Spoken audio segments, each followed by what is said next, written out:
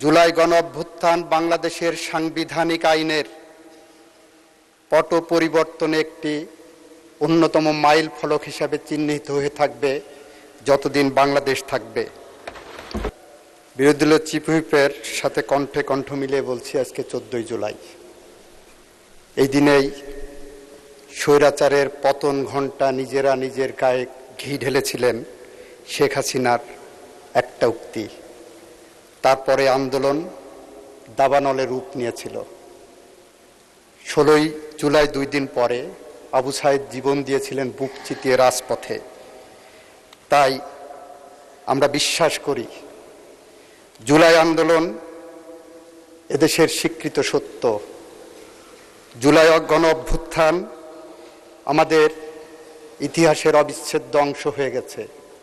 আমরা বিশ্বাস করি জুলাই গণ অভ্যুত্থান বাংলাদেশের সাংবিধানিক আইনের পট পরিবর্তনে একটি অন্যতম মাইল ফলক হিসাবে চিহ্নিত হয়ে থাকবে যতদিন বাংলাদেশ থাকবে।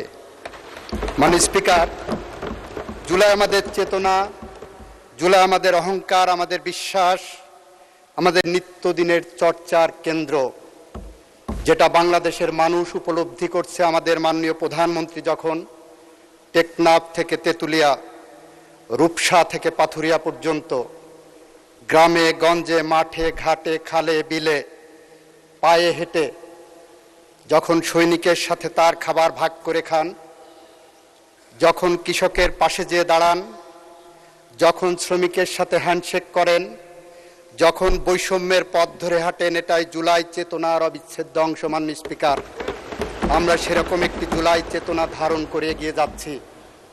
মাননীয় স্পিকার, জুলাই অভ্যুত্থানের পরে আমরা যে বিচার কার্যের পথ ধরে হেঁটেছি, আমরা কিছু ভুল, মিথ্যা, অপতথ্য এখানে আমরা শুনতে পেয়েছি, অসত্য তথ্য শুনতে পেয়েছি।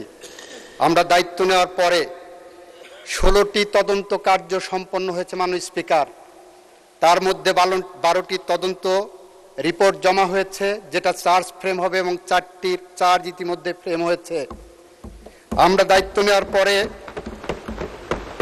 ইতিমধ্যেই 3টি মামলার সাজা হয়েছে, রায় হয়েছে, যার মধ্যে আবু সাঈদ হত্যা মামলা আছে, যার মধ্যে হাসান লকি নূর মামলা আছে, যার মধ্যে আরও একটি গুরুত্বপূর্ণ মামলা এখানে আছে, যেটা আমি ঠিক স্মরণে আনতে পারছি না, সেটা হয়েছে মাননীয় স্পিকার। মাননীয় স্পিকার, ইতিমধ্যেই আমরা শাপলা চত্বরের সেই নারকীয় হত্যাযজ্ঞের তদন্ত শুরু করেছি। ইতিমধ্যে আওয়ামী লীগের ফ্যাসিজমের সংগঠন হিসাবে আওয়ামী লীগের বিরুদ্ধে তদন্ত শুরু করেছি। ইতিমধ্যে জুলাই হত্যাকাণ্ডে সারা বাংলাদেশে যে হত্যাকাণ্ড সংগঠিত হয়েছিল জেলায় জেলায়, সে বিষয়েও আমরা তদন্ত কার্যক্রম শুরু করার পরিকল্পনা গ্রহণ করেছি। মাননীয় স্পিকার,